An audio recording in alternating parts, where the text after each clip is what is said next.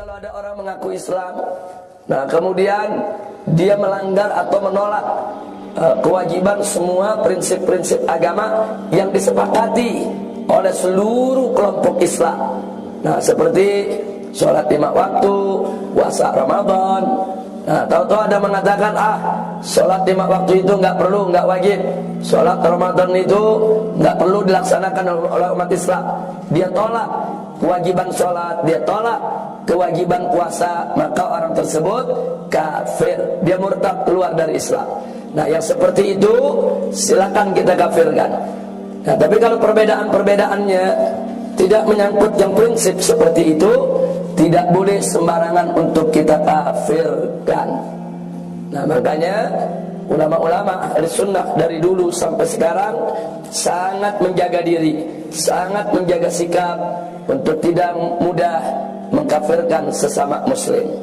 Nah jadi jelas bahwa sikap Ahlus Sunnah wal Jamaah sebagaimana tuntunan Al-Quran dan As-Sunnah, yaitu tidak boleh mengkafirkan ahli kiblat atau tidak boleh mengkafirkan sesama muslim. Selanjutnya mari kita perhatikan, saudara, sebelum kita masuk kepada kaidah, kita tambahkan ada kejadian yang patut untuk kita jadikan sebagai pelajaran yang tertera dalam hadis yang sahih. Yang pertama yaitu peristiwa yang pernah dialami oleh sahabat Nabi yang bernama Usamah bin Zaid bin Harithah radhiyallahu taala anhu, di mana beliau ini adalah cucu angkat Nabi karena ayah beliau adalah anak angkat Nabi. Ayah beliau gugur mati syahid dalam suatu misi jihad, dan beliau sejak kecil, saudara, disayang betul oleh Nabi alaihi salatu wassalam, sebagaimana Nabi menyayangi kedua cucunya Al-Hasan dan Al-Husain. Dan beliau dalam usia yang masih sangat muda, saudara, itu pernah diangkat oleh Nabi sebagai panglima perang, sementara di belakangnya yang menjadi pasukannya sahabat-sahabat besar dan senior dari Nabi kita Muhammad sallallahu alaihi wasallam. Nah, ada pernah satu kejadian di mana dalam suatu misi jihad, saudara, beliau berhadapan dengan seorang kafir. Jadi saling menyerang, saling berusaha untuk membunuh di medan perang. Nah kemudian dengan izin Allah, beliau ini berhasil melumpuhkan daripada lawannya. Dan ketika si lawan tadi sudah ada di tangan dia, hendak dibunuhnya, tiba-tiba si lawan yang kafir ini mengucapkan la ilaha illallah. Jadi waktu dia membunuh, si lawan ini mengatakan la ilaha illallah. Nah tapi Usamah bin Zaid tidak peduli dengan apa yang diucapkannya, orang tersebut tetap dibunuh. Nah perbuatan Usamah bin Zaid ini menimbulkan protes dari sejumlah sahabat Nabi alaihi salatu wassalam, di mana mereka mengatakan, kenapa kau bunuh dia? Dia sudah ucapkan la ilaha illallah. Orang mengucapkan la ilaha illallah tidak boleh dibunuh.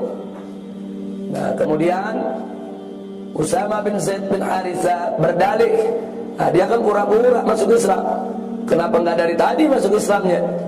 Tadi begitu semangat membunuh kita, tadi begitu semangat menyerang kita, nah, tadi begitu semangat dia mau habisi kita.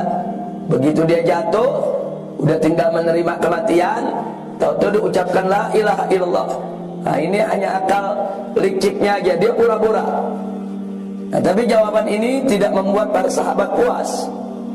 Selesai misi jihad, kembali ke Madinah, akhirnya mereka semua menghadap kepada Nabi Muhammad sallallahu alaihi wasallam. Nah begitu mereka menghadap kepada Nabi alaihi salatu wassalam, mereka ceritakan, Usamah ada di situ, saudara. Mereka ceritakan tentang kejadian tadi.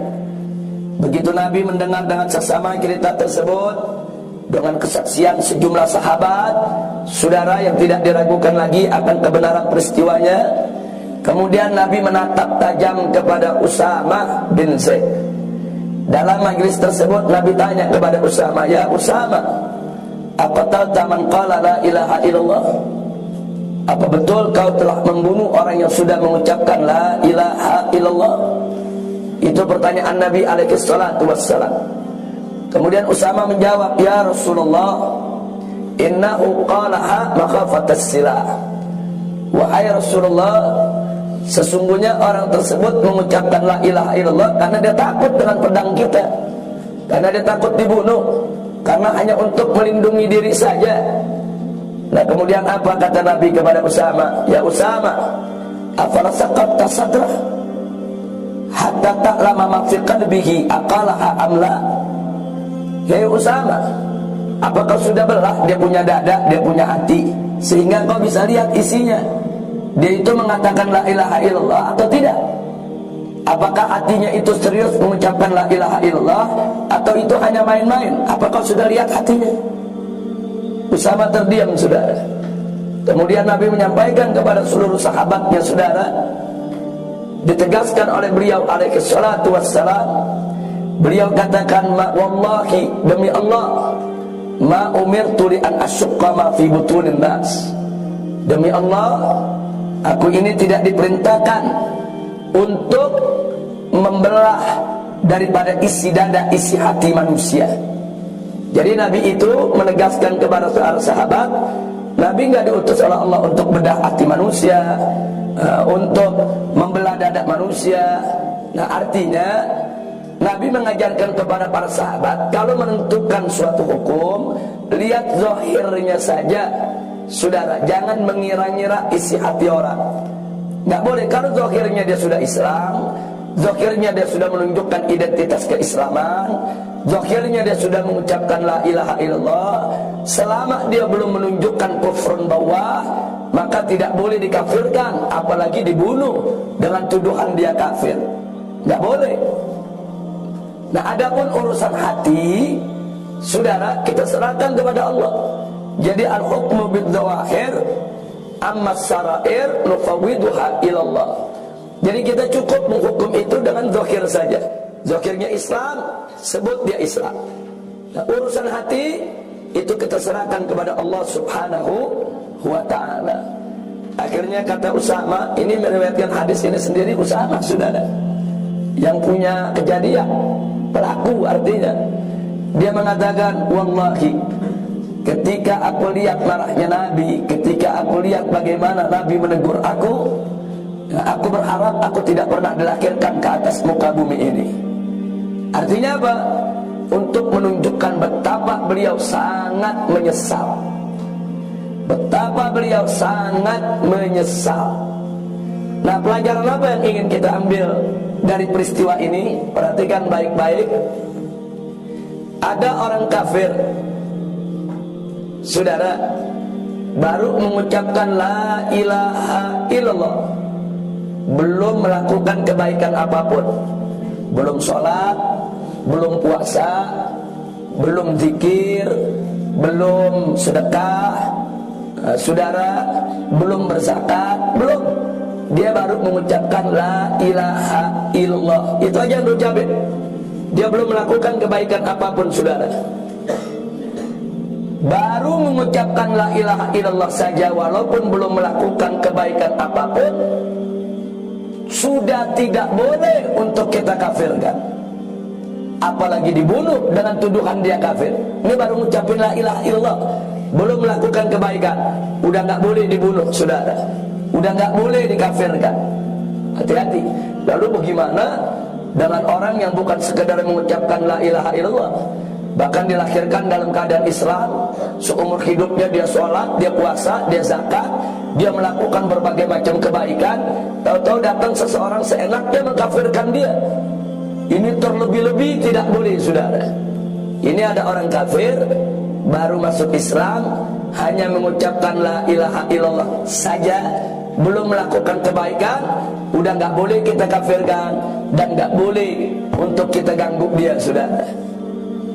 Nah, kemudian yang kedua, pelajaran yang kita perlu ambil di sini, saudara, si orang kafir tadi masuk Islam dalam suatu kondisi yang memang penuh tanda tanya. Kita jangan serta-merta, saudara, melihat teguran Nabi kepada Usama bin Zaid, langsung kita memandang jelek kepada Usama bin Zaid. Tidak begitu. Jadi teguran Nabi tadi merupakan tarbiyah untuk Usama bin Zaid dan untuk para sahabat, juga untuk seluruh umatnya. Saudara, itu tarbiyah yang luar biasa. Nah, kenapa saya katakan kita jangan langsung memandang jelek kepada Usama bin Zaid? Andai kata kita ada di posisi Usama ketika itu, saudara, mungkin kita akan melakukan hal yang sama. Bahkan jangan-jangan kita lebih dari itu yang kita lakukan, saudara. Ini ada orang kafir baru saja nyerang kita, membunuh kita, tebas kita, tusuk kita, mau hantam kita, saudara. Itu kalau kita lengah kita mati. Kalau kita lengah kita dicincang sama dia, saudara.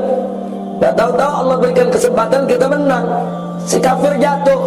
Begitu kita mau tebas, mau bunuh, dia ucapin la ilaha illallah. Saya tanya kepada yang hadir di sini, kira-kira Anda jadi bunuh apa enggak? Tetap bunuh, saudara. Tetap kita bunuh, saudara. Artinya kita ingin menimbang kita ini enggak lebih baik dari Usama bin Zaid. Iman kita ini enggak seberapanya daripada imannya Usama bin Zaid, saudara. Nah, jadi artinya kita jangan menyalahkan Usama bin Zaid dulu, apalagi sampai menghina dan melecehkannya. Enggak begitu, saudara. Jadi kalau kita ada di posisi Usama bin Zaid ketika itu, mungkin kita melakukan hal yang sama. Jangan-jangan, saudara, lebih lagi yang kita lakukan. Kurang ngajarin deh. Jangan-jangan bukan sekedar kita tebas, kita potong itu, saudara. Nah, ini yang perlu kita ketahui. Saya hanya ingin menggambarkan, jangan sembarangan untuk melecehkan posisi Usama ibn Zaid. Nah, kenapa kita katakan kalau kita di posisi beliau kita juga bisa melakukan hal yang sama? Secara logika. Nah, kita bicara logika, saudara. Secara logika, akal, saudara, posisi Usama bin Zaid bisa dimaklumi. Ada orang kafir barusan mau membunuh dia begitu. Nah, begitu berhasil dilumpuhkan, saudara, mau dibunuh, tentu mengucapkan la ilaha illallah. Kenapa enggak dari tadi dia masuk Islam? Jadi akal sehatnya manapun akan mengatakan, ini pura-pura ini pura-pura ini, saudara. Jadi kemungkinan kepura-puraannya itu 90%, saudara. Bisa jadi 99% dia pura-pura, saudara. Hanya 1% kemungkinan dia serius. Tapi subhanallah, ajaran Nabi, walaupun hanya 1% kemungkinan dia masuk Islam, itu sudah cukup, nggak boleh bunuh dia. Walaupun kemungkinannya 1% nih dia muslim, 99% dia kafir, tetap tidak boleh kita kafirkan dan tidak boleh kita bunuh. Jadi mengkafirkan seseorang nggak boleh pakai kemungkinan, nggak boleh pakai kira-kira. Jadi kalau mengkafirkan seseorang itu dalilnya harus pasti dia kafir. Nggak boleh mengkafirkan orang pakai kira-kira, pakai mungkin, pakai dugaan, nggak boleh. Nah, sebab ini urusan yang sangat mendasar, sangat prinsip. Tidak boleh sembarangan kita mengkafirkan sesama muslim.